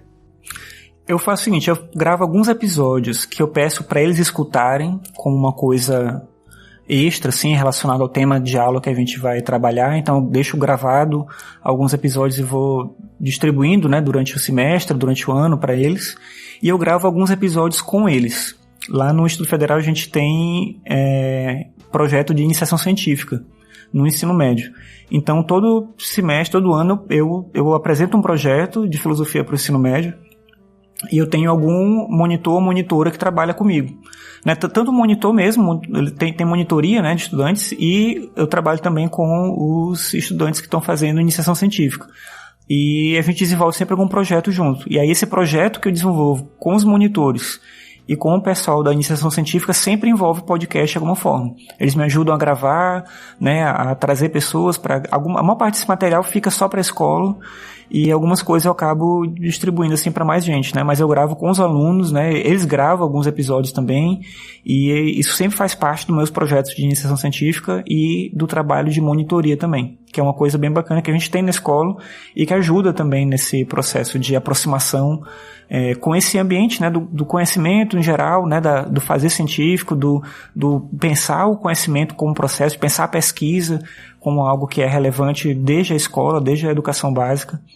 E principalmente para os estudantes que querem seguir carreira acadêmica, né, isso é muito relevante, mas é importante também para resgatar alguns estudantes que às vezes chegam na escola e tem um desânimo muito grande, eles encontram uma realidade muito difícil, porque o Instituto Federal ele é muito difícil, porque eles têm muitas disciplinas, eles ficam muito tempo na escola, tem muita coisa para fazer, e às vezes só estar em sala de aula gera um pouco desse desânimo para eles também, né, e quando entra alguma outra coisa que soma esse processo, isso cria uma condição diferente, né, de olhar para o conhecimento de uma forma diferente. Eu acho que a monitoria e a iniciação científica lá no Instituto Federal conseguem fazer isso. São coisas que, né, a gente tem a oportunidade de poder utilizar, e a gente utiliza o tempo todo dentro do ensino médio e funciona muito bem. E aí o podcast eu tento encaixar dentro dessas atividades.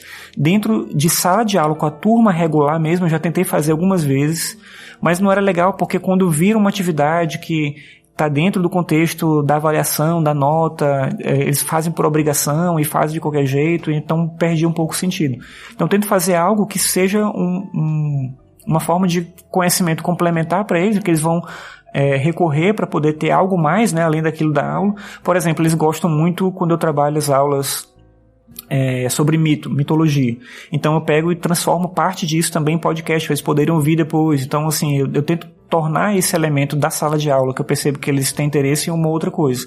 E outros temas que eu pego são temas que eu percebo que eles têm alguma dificuldade, que talvez no espaço da sala de aula não seja suficiente, e aí eu passo essa coisa a mais para eles poderem ouvir depois em casa e tal. Mas nem todo mundo gosta, escuta, né? Não é uma coisa... Eles têm muito essa coisa ainda, né? Para eles, eles são uma geração muito do YouTube, assim. Eles gostam de vídeo. Então eles falam, por que você não faz vídeo? Mas eu não tenho jeito de fazer vídeo. Então eles querem vídeo de qualquer forma. E eles têm uma resistência, no geral, assim, ao podcast, a maior parte dos alunos. Mas muitos, quando descobrem, gostam muito, assim, porque percebe essa facilidade que todo mundo que gosta de podcast entende, né? De você poder estar no ônibus, no metrô, e você poder ouvir, tá em casa fazendo uma outra atividade meio mecânica ali, você consegue continuar ouvindo, em vez de você ter que estar parado vendo um vídeo, né, no YouTube. Mas eles ainda são muito essa geração do vídeo. Eles gostam de produzir vídeo, eles gostam de assistir vídeo. E eu sinto que se eu fizesse um trabalho em vídeo, teria um efeito maior, mas eu mesmo não tenho essa dinâmica aí para fazer esse tipo de trabalho. Marcos, é recorrente a gente ler matérias que falam de popularização da filosofia e que tratam de pessoas que não leem nem estudam filosofia, mas que tem guru na internet, né? Até mesmo em casos excepcionais, tem alguns que têm podcast de estimação, né?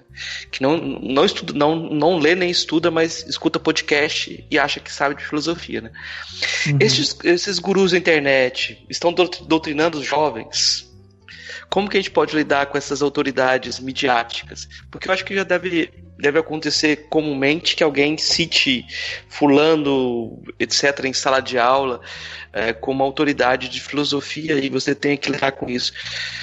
Como é que você percebe essa situação na sua sala?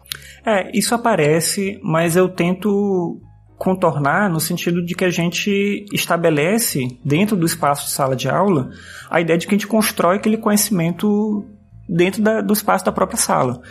Então esse conhecimento, ele parte de algumas premissas que a gente acorda, né? O que a gente vai trabalhar, a partir de quais materiais que a gente vai trabalhar, não que eles não possam trazer elementos de fora, mas eu tento fazer o máximo possível para que a gente caia num ambiente em que a gente vai fazer um uso ruim da ideia do que seria um trabalho argumentativo, que é alguém ficar me interrogando e eu respondendo. Então eu não consigo deixar que isso aconteça em sala de aula, né? Então, assim, eles fazem perguntas, eles colocam questões, eles trazem elementos, mas no momento que eu percebo que a gente está saindo do foco, como eu tenho pouco tempo, inclusive, né? Quando a gente está saindo do foco, aí eu retomo esse foco e a gente volta porque a gente tem que trabalhar. Eu tento evitar ao máximo utilizar o meu tempo com esse tipo de circunstância. É claro que quando eu percebo que alguém chega com um tipo de visão muito enviesada em sala de aula e coloca alguma coisa de uma maneira muito ruim, eu tento trabalhar esse tema dentro de sala de aula não como um contra-argumento direto para aquela pessoa especificamente, mas eu tento ver de que forma que eu posso levar esse tema para a sala de aula para a gente discutir ele de forma mais ampla com a turma toda e tornar isso um processo que a turma aprende a dialogar sobre. Então, algumas vezes aconteceu de ter algum tema do momento que aparecia, às vezes por circunstâncias próximas, nossas mesmo aqui, né, do que acontece aqui em Brasília, do que acontece na própria escola, e alguém vem com algum tema de alguma coisa que viu na internet, alguma coisa que alguém falou em tal lugar, não sei o que e tudo, e traz aquilo pedindo para eu dar minha opinião. E aí eu não entro nesse jogo de dar minha opinião e ele vai dar a opinião dele, e a gente perde a aula completamente, perde o sentido que a gente está fazendo. Eu guardo aquilo ali e eu trago aquilo num outro momento. Às vezes eles nem percebem que eu estou trazendo aquele tema por aquele motivo especificamente, mas eu trago num outro momento, num outro contexto, para a gente discutir aquilo de uma maneira que eu acho que é mais significativa. Porque eu acho que esse jogo de de a gente entrar nesse ambiente de um bate-rebate de ideias sem que a gente tenha, de fato, o conhecimento daquilo que foi colocado, é muito complicado para todo mundo. Porque às vezes o aluno vem e cita um vídeo que eu não assisti. E o que eu vou comentar dele me falando desse vídeo que eu não assisti, que eu não conheço, desse cara que eu não sei quem é? Então não tem como eu fazer esse tipo de colocação, né, ou permitir que isso ocupe o espaço de aula. Mas muitos temas polêmicos entram em sala de aula, eu acho que eles são importantes. Eu não proíbo que eles falem sobre nenhum assunto, mas eu tento transformar aquilo que eu percebo que vai gerar uma situação difícil em sala de aula em algo que a gente possa, de fato, trabalhar com mais cuidado num outro momento. E aí eu mantenho aquela programação que eu tinha me organizado para fazer naquele dia, até para eles entenderem que aquele momento não é um momento para falar qualquer coisa de qualquer jeito. Porque a gente também tem uma situação que eu acho que ela é natural deles pensarem assim, mas ao mesmo tempo eu me sinto incomodado às vezes como professor de lidar com isso, né? Quando eu estava na escola, existia muito um discurso dos meus professores de que a gente tinha que ficar calado e de que eles é que tinham que falar. E foi assim que eu vivi a escola o tempo todo. Na escola que eu estudei era desse jeito, a gente ficava calado, os professores falavam e a gente podia perguntar uma coisa ou outra, mas no geral era um espaço de estudante escuta, o professor fala. Hoje a gente tem um ambiente diferente, eu acho bom que seja assim. Só que esse ambiente ele não pode se inverter também completamente. Chegam momentos específicos em que os estudantes eles querem falar o tempo todo e eles não querem ouvir. E aí eu não posso deixar que isso aconteça.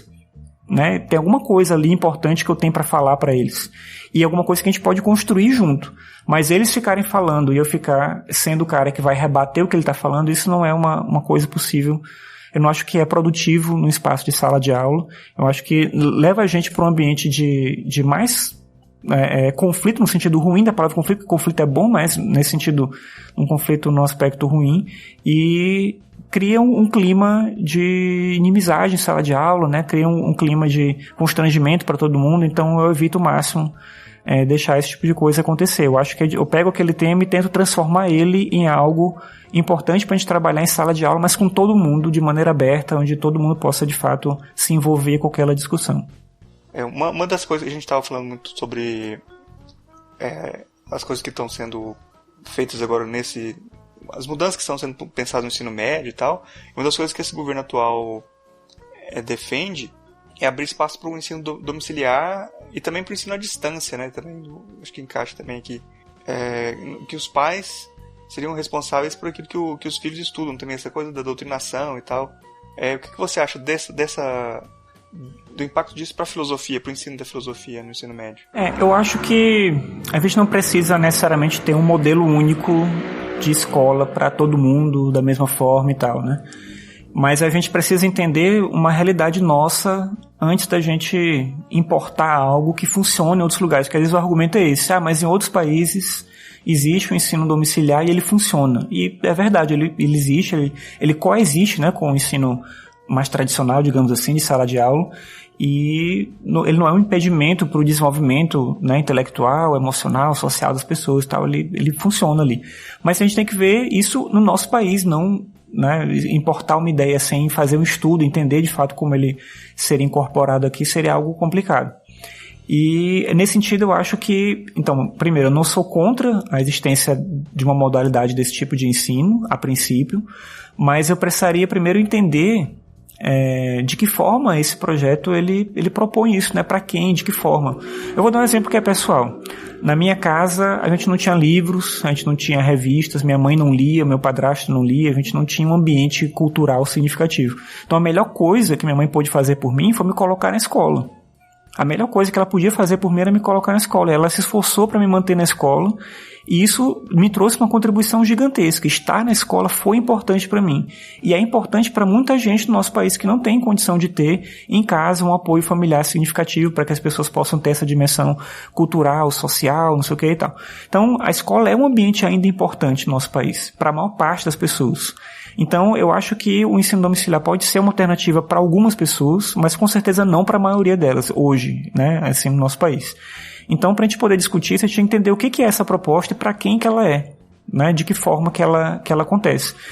Iniciativas de ensino domiciliar no Brasil já existem alguns, né, acontece, pessoas conseguem o direito de educar seus filhos em casa porque elas têm condição para fazer isso. Isso é uma coisa. Outra coisa é a gente diminuir o espaço da própria escola pública, diminuir a ideia de que a escola é um espaço para todo mundo e pensar a educação domiciliar como uma alternativa. Eu acho que é preciso ter cuidado antes de decidir como isso funciona. A mesma coisa acho que serve para a educação à distância. Eu acho que a educação à distância ou o ensino híbrido, que muita gente defende também, né, que tem a parte do processo presencial e parte à distância, eles são iniciativas que são positivas, mas é preciso entender as circunstâncias em que a gente vai aplicar isso antes da gente aceitar essa ideia como algo que é essencialmente funcional para o nosso caso. A gente estava falando aqui sobre isso, né? A gente tem realidades no Brasil muito distintas, às vezes no mesmo estado, às vezes na mesma cidade. Você tem uma escola que ela é super equipada, em que as pessoas têm acesso a materiais, circunstâncias e tal, e você tem uma escola do lado que não tem nada. Então como é que essa escola que não tem nada vai oferecer um ensino híbrido? Como é que ela vai ter parte do conteúdo à distância? De que forma é isso? E os estudantes que estudam naquela escola têm acesso à internet em casa, eles têm computador. A gente parte da ideia de que porque a gente tem, todo mundo vai ter, né? Então, eu tenho computador em casa, eu tenho um smartphone, então todo mundo tem. Se eu compartilhar um conteúdo, um material, uma avaliação, alguma coisa por um meio, né, pelo Moodle, todo mundo vai poder acessar, vai saber como fazer e tal. Então é preciso ter cuidado, né? Eu acho que é importante que a gente não tenha um modelo único, obrigatório para todo mundo, mas é preciso também pensar como é que é a transição para chegar nessa circunstância. E se essa circunstância é necessária, né? No nosso país, a gente tem uma particularidade que é do nosso país, né? Então, se funciona o ensino domiciliar em outros países, se funciona a educação à distância, o ensino híbrido em outros lugares, e a gente acha que é importante colocar aqui também, né? O que a gente precisa fazer para que a gente chegue nesse ponto em que é viável e não implementar sem fazer esse estudo, sem ter esse cuidado. Eu acho que um grande erro, talvez, da gente em políticas públicas em geral e em educação em particular é se implementar determinadas coisas sem avaliar com cuidado o impacto que isso vai ter na vida das pessoas, dos estudantes, das famílias. Então é preciso ter essa atenção. Eu acho que não é ser contra esse tipo de iniciativa, mas entender se elas são necessárias e depois se elas são viáveis agora, assim, se dá para fazer isso agora. Então, um comentáriozinho que você falou sobre a tecnologia, acho que é muito comum, principalmente você está trabalhando aí com o pessoal de computação também, né, de informática, e eu trabalho, tenho formação na área e trabalho no Instituto de Informática também, aqui no UFG. E é muito comum para o pessoal de computação de ver a tecnologia como solução para todas as coisas, né, de ter uma... E parece que as pessoas, desse jeito que você está falando, assim, a pessoa tem acesso a computador, internet, acho que todo mundo tem. E às vezes a realidade até choca, às vezes, quando você vai ver, por exemplo, aqui em Goiânia, que é a capital do estado, que não é o estado mais rico do país, mas também não é o mais pobre do país. Em Goiânia você tem bairros que você não tem nem sinal de celular. Tipo, não chega sinal de celular, não chega internet de jeito nenhum. E em lugares mais pobres você vai ter uma situação pior. Tipo assim, porque a gente fala assim, não tem acesso à internet, pensa logo lá, numa cidade do interior, sei lá, Sim. Uma cidade bem pobre, né? Mas mesmo nas capitais você tem lugares que não tem esse acesso, né? Não é uma coisa assim, a tecnologia não vai resolver todos os problemas também, né? Eu quero fazer mais uma pergunta que eu acho que é pertinente para quem está dentro do jogo da filosofia. Que é sobre a relação entre pesquisa e ensino de filosofia. Me parece que a gente tem uma fratura nisso daí, porque de repente nas graduações começaram a ser obrigatórias disciplinas como didática do ensino de filosofia, né? Criaram áreas vinculadas à educação que não seriam vinculadas ao curso de filosofia, inclusive, né? Então, criaram uma coisa híbrida, né? Meio estranha, que às vezes a pessoa não tinha formação, mas era obrigado a entrar nesse jogo como professor e como estudante. Mas uma coisa que me chamou a atenção nos últimos tempos é que eu tinha a expectativa que a filosofia entrando no ensino médio, ela gerasse uma transformação e a contextualização das próprias pesquisas de filosofia também, né? Que a gente fosse obrigado a contextualizar o conhecimento porque a filosofia se tornava alguma coisa mais viva, né? Mas aí veio a ANPOF, que é a Associação Nacional de Pós-Graduação em Filosofia, e criou um encontro sobre ensino médio. Então é como se ensinar filosofia no ensino médio, o ensino de filosofia não é um tema que interessa como algo de pesquisa, né? Uhum. Como é que você vê essa relação entre ensino e pesquisa? Parece que tem uma distância que desvaloriza aquilo que acontece na sala de aula também. Parece que a universidade também não abriu os olhos para a necessidade de pensar esse espaço. Como é que você vê isso? Quando eu terminei a graduação em 2004, e lá na Federal do Maranhão até esse momento, a gente tinha um curso de licenciatura que, na verdade, era um bacharelado com as disciplinas de educação incorporadas, né? Então tinha a disciplina de psicologia da educação, didática, não sei o quê, que inclusive não eram oferecidas dentro do nosso departamento, né? Elas eram gerais, assim, do campus, aí você ia fazer lá com estudantes de outras graduações também. E dentro do próprio curso não tinha pesquisa nem reflexão nesse sentido de pensar essa área do ensino. Depois que eu saí, ocorreu uma transformação lá, né? Eu acho bem nessa lenda que você falou, se começou um pouco a se pensar esse espaço da pesquisa com um pouco mais de cuidado, né? Eu não peguei esse momento na universidade, mas eu fiz um curso de licenciatura bem tradicional, o que me gerou, né, uma situação um pouco difícil quando eu fui para o ensino médio, né? Porque eu não tinha uma dimensão concreta do que seria esse trabalho de sala de aula. Você aprende meio que no susto ali, tentando fazer de alguma forma, né? E eu tive a sorte de entrar num lugar, no caso lá do Cefet, quando eu entrei, né, que tinham professores que já atuavam ali, né, que já entendiam um pouco como é que era o processo, e tinham vontade de compartilhar, né, de fazer coisas juntos, aprender, né, continuar aprendendo junto a fazer essa ideia do ensino. Então a gente começou na época lá a gente criou seminários, né, sobre ensino de filosofia, que foi o que motivou a mudança lá na estrutura curricular da graduação em filosofia na Federal do Maranhão. E eu acho que é complicado quando a gente não considera, principalmente dentro do nosso curso de licenciatura, esse aspecto do ensino como algo que de fato é importante. Eu tive uma situação um pouco complicada recentemente, assim, nos últimos anos, né, aqui no Instituto Federal de Brasília, que a gente recebe estudantes da UNB que vão fazer estágio. E eu lembro que quando eu estava no estágio, o professor da nossa disciplina de estágio, apesar de a gente não ter um curso de fato voltado para essa dimensão da pesquisa, do ensino e tal, mas eu lembro que eu tinha um professor de estágio, que era um professor lá do curso de filosofia. Ele ia até a escola, ele conversava, né, com a escola, ele acompanhava a gente ali, assistia nossas aulas, né, ele tentava entender e tudo. E aqui o que eu percebi é o seguinte, que os alunos eles aparecem lá com um documento assinado pelo professor, e ele diz, o professor mandou eu fazer isso.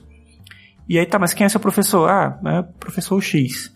E aí, esse professor ele nunca aparece, ele não tem uma proximidade com a escola, ele não tem esse vínculo de tentar entender como a escola funciona. Então, o estudante vai lá, ele assiste a aula, eventualmente ele dá aula, esse professor ele nunca aparece e depois ele aprova esse aluno no estágio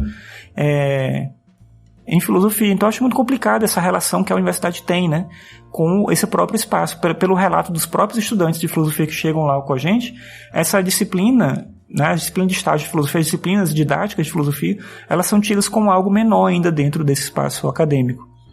Os professores que estão nas disciplinas não se empenham, né, não se incomodam com esse fato de estarem ali, e eles não conseguem ver esse trabalho como um trabalho que de fato realmente um elemento central da formação desse estudante que depois vai para a sala de aula, né? Vai eventualmente dar aula numa escola particular, na universidade, se ele continuar a carreira acadêmica depois, ou vai fazer um concurso, vai entrar no ensino médio em algum lugar, e isso não é tido como algo que de fato se constitui como um elemento motivador, né, desse espaço de construção dentro da própria universidade. Então a gente tem muito ainda uma ideia, talvez, desse espaço do ensino, e eu falo isso da filosofia, mas eu acho que infelizmente isso repete em outras licenciaturas, né, essa ideia do próprio espaço da escola como um espaço que foge do ensino em geral, né, que foge a esse campo de interesse de pesquisa. E isso acaba sendo motivado também, eu acho, pelo fato de que para muitos estudantes isso de fato não é realmente algo relevante. Eu tive uma estudante que foi fazer o estágio e ela disse, vou fazer o estágio porque eu quero cumprir a licenciatura, mas eu não quero ser professora não, mas se um dia precisar eu dou aula. E eu acho que isso é muito complicado, assim, porque sei lá, você faz uma graduação, né, com esse foco no ensino e você não quer dar aula, mas se precisar um dia você vai dar aula.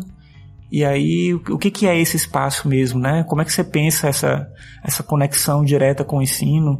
Eu acho que eu já contei a história aqui no outro Filosofia Pop, né? Que eu entrei também na filosofia dessa forma, né? Eu entrei na filosofia sem querer trabalhar com a filosofia.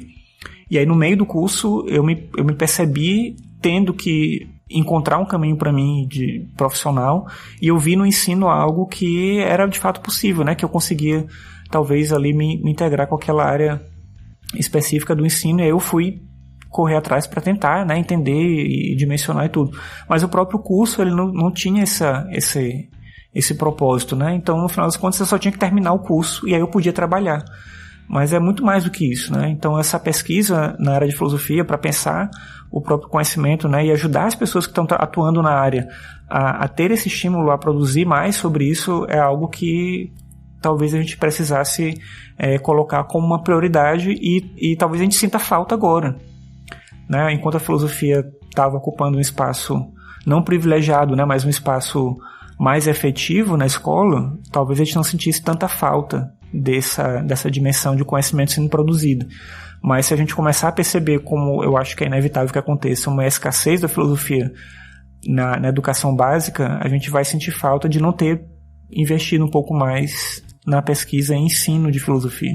Eu acho que a gente já fez um percurso legal aqui nesse programa, a gente falou sobre muitas coisas interessantes, acho que a gente já pode partir para as indicações.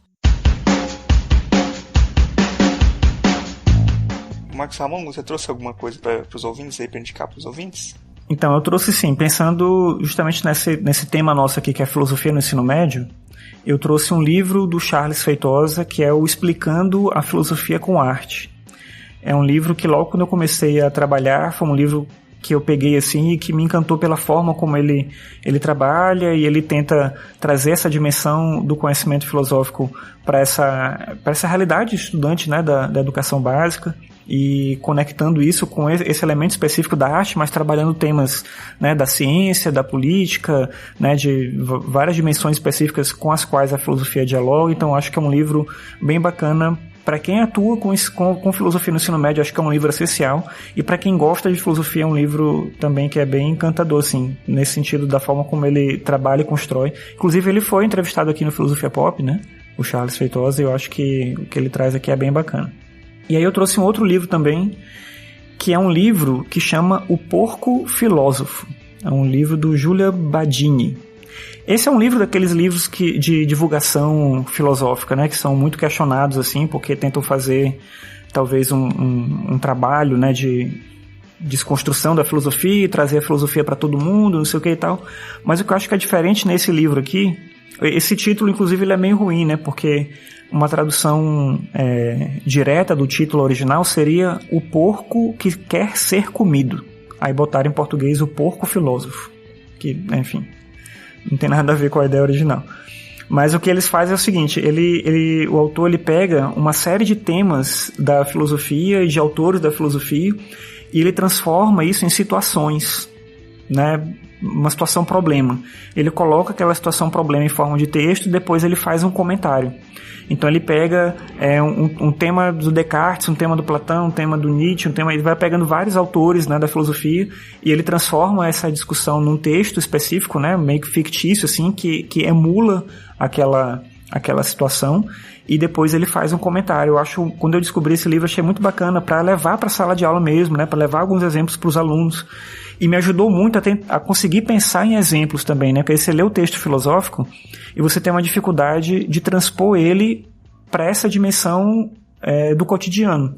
E o que ele faz aqui basicamente é isso. Ele pega textos clássicos da filosofia e transforma em situações fictícias do cotidiano em que esses textos tratam daqueles temas dos filósofos originais ali. Ele menciona, né, as fontes lá direitinho e tal, então é bem bacana a forma como ele trabalha. Eu acho também para quem gosta de filosofia em geral é um livro que é agradável de ler, assim, é bem tranquilo. E para quem trabalha com filosofia no ensino médio, eu acho que é um livro bacana para você usar ele algumas coisas, assim, talvez, e para ter ideias, né, de como você pode fazer isso você mesmo, né, pegar você um texto e transformar ele, utilizar ele de uma forma um pouco diferente, né, sem que você tenha necessariamente que só trabalhar o texto, né, a interpretação do texto clássico, né, que você deve fazer, mas não só isso. Então, essas são as 2 indicações que eu trouxe aqui hoje. Beleza, bacana. Marcos Carvalho Lopes, você trouxe algumas indicações aí para os nossos ouvintes? Eu trouxe indicação da nossa livraria, né? Porque eu indicar o Charles Feitosa, eu queria só avisar os leitores, os ouvintes, que a gente não está recebendo nada por essas indicações também, nossos parceiros. Mas eu vou indicar agora 2 livros do Renato Nogueira, que eu acho que a gente conversou sobre filosofia no ensino médio, e uma coisa que é uma pressão e uma necessidade de incluir alguns temas que muitas vezes no currículo do ensino médio não abarcam, né? E nem no ensino superior, que são as questões ligadas à filosofia africana, etc. O Renato Nogueira tem 2 livros que eu vou indicar, que eu acho que podem ajudar nesse caminho. O livro chama Mulheres e Deusas: Como as divindades e os mitos formaram a mulher atual. Ele vai estudar várias perspectivas sobre o que é feminino em vários contextos de civilização, na civilização iorubá, na civilização grega, e vai mostrar como essas imagens do feminino formam a mulher atual. Um outro livro dele é O Ensino de Filosofia e a Lei 10.639, que é um livro quase obrigatório, porque a gente não tem outra obra que faça esse diálogo com a necessidade do ensino de cultura africana, né? Outra indicação é uma história em quadrinho, um HQ, chamada A Origem do Mundo, uma história cultural da vagina. A autora, eu acho que ela é sueca, e o nome dela é Liv, tá? O sobrenome eu não vou eu não vou tentar. Não vai arriscar a pronúncia, não? Não vou arriscar a pronúncia, não, né? Mas eu acho que é bem interessante. Se você não puder trabalhar isso em sala de aula por qualquer motivo, talvez pedir esses livros para ter na biblioteca é uma coisa interessante, né? Porque eu acho que o ensino médio é um momento que os alunos estão procurando, né, coisas e ter umas descobertas assim que são importantes. Agora, só mais 2 indicações, aí eu vou fazer mais uma, vou fazer 2. O livro Sem Fins Lucrativos, da Martha Nussbaum. Eu acho que é interessante para quem está pensando em justificar a filosofia e a sua relação com a democracia, justificar as humanidades em sua relação com a democracia, né? Eu não concordo com tudo que a Martha Nussbaum fala, mas é um caminho, é uma referência interessante. E eu vou indicar para o Marcos Ramon e para os colegas, o pessoal que está ouvindo o podcast, essa série Merli, que já virou mote de debates sobre filosofia no ensino médio. Ela tem muitos problemas e tem muitas coisas que seriam questionáveis, assim, mas eu acho que vale a pena dar uma olhada, né, sobre um papel que a filosofia pode ter na formação dos jovens, no sentido de educação moral, mas não no sentido de educação moral com o sentido de um moralismo, né? Mas de ampliação do horizonte de identificação moral, né? Então, eu acho que a filosofia aparece numa posição um pouco diferente e questionável também, não é isento de críticas de forma nenhuma, mas eu acho que é interessante também como indicação. Bom, eu vou indicar aqui o podcast do Marcos Ramon aí, o Ficções. É um podcast que eu curto bastante. Eu indico aí pra galera, que é muito legal mesmo. Vale a pena seguir. São episódios bem curtos, geralmente, né? Então, todo dia tem algum episódio, é bem curtinho e às vezes eu discordo dele lá sozinho aqui, né? Depois nem comento. Mas é bem legal o programa. Bom, a gente tá chegando aqui no final do programa. Eu queria abrir o espaço aí pro Marcos Ramon fazer as considerações finais aí Tem um espaço aberto para você falar o que você quiser, divulgar algum trabalho, qualquer coisa que você quiser falar. Não, só agradecer mesmo o convite de vocês, a divulgação do Ficções você já fez, e dizer que eu tô aberto aí pra gente conversar sobre outros temas. Eu vou sempre falar, né, que eu acho que o trabalho que vocês fazem aqui é muito bacana, que vocês trazem um tipo de conversa, né, um pouco, né, mais consistente, né, sobre temas que são de interesse, né, de quem gosta de filosofia, de quem pensa a filosofia, né, com cuidado, com atenção. Eu fico muito feliz de poder participar de alguma forma dessa construção que vocês vêm fazendo aqui. Eu acho que a gente tem também essa possibilidade de ocupar, a gente falava um pouco, né, sobre essa coisa desse espaço, né, na internet, onde o diálogo acontece às vezes de uma maneira um pouco enviesada. Então acho que é importante quando a gente pode também contribuir de alguma forma, não querendo que todo mundo concorde com aquilo que a gente vai falar, que a gente vai dizer, com a maneira como a gente pensa, né? Mas justamente conseguindo atrair as pessoas para poder ter uma forma, né, de ver, né, tentar pensar de maneira um pouco mais consistente. Eu acho que vocês trazem aqui um trabalho muito cuidadoso nesse sentido, e eu agradeço pela oportunidade de estar aqui com vocês. Murilo, eu queria só reforçar o lobby, mas no sentido coercitivo, assim.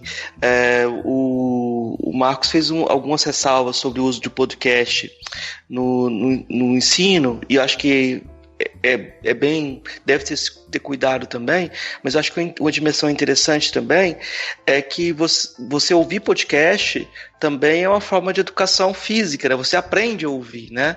Então, eu acho que pode ter uma função educativa também, você forçar um pouco a barra, falar assim, olha, para os estudantes ouvirem algum que você se interessou, e aí o Ficções está aí, tem vários podcasts de filosofia, de outros temas, que vocês podem utilizar, e eu acho que devem também forçar para que haja esse tipo de aproximação, né? Às vezes a educação tem que ser marcada por coisas que a pessoa não está acostumada e nem quer fazer, né? Você força a barra e ela aprende, né? Então, não tenham medo de usar o material aí em sala de aula. Eu acho que pode ser interessante também. Bom, a gente agradece bastante. Eu agradeço muito o Marcos Ramon pela presença aqui. Acho muita gente sempre elogia os programas que você participa aqui. Acho que você fala de uma forma bastante clara, assim, é bem legal os programas. Acho que até por ter já trabalhar com isso, né, com essa mídia e tal, é sempre legal conversar com você aqui no podcast, o pessoal sempre gosta. Muito obrigado aí pela sua presença, foi bem legal mesmo o programa, valeu. Valeu, obrigado. A filosofia entre o jargão e o refrão. Marcos Carvalho Lopes. O filósofo norte-americano Richard Hort acreditava que livros de filosofia, obras literárias, obras de arte, torsos arcaicos de Apolo, telas de Vermeer, os concertos de rock, cita Grateful Dead, etc., têm uma função equivalente. Ocasionalmente inspiram pessoas a mudarem suas vidas, algumas vezes sugerindo como poderiam fazer isso. Ora, se é assim, não deveríamos nos dedicar ao ensino de algo que não tenha mudado as nossas vidas, ou que tenha o potencial para mudar a vida de nossos alunos. Para Hort, o principal trabalho do educador não estaria em fazer com que os alunos se aproximem e se submetam a uma verdade inumana, mas em tentar multiplicar as oportunidades para que eles sejam arrebatados, que se apaixonem por aquilo que estudam, o que os faria crescer, ampliar seus horizontes de identificação. Essa descrição torna a atividade educativa algo não teorizável, já que depende de que cada qual se coloque em jogo. O que não é uma tarefa fácil, quando o que aprendemos nas universidades é imitar o jargão de alguns pensadores mortos, não com aplicação, mas com desprezo em relação ao cotidiano.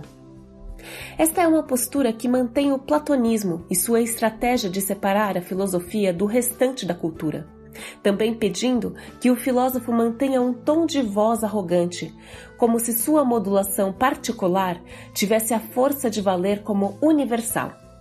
Esse tom não é reconhecido e nem faz sentido atualmente. Pior, o professor que chega numa sala do ensino médio pressupondo a aceitação de sua autoridade ou daquele filósofo que representa, corre o risco de não somente soar arrogante, mas de reivindicar uma herança de moedas gastas que nunca entraram ou já saíram de circulação.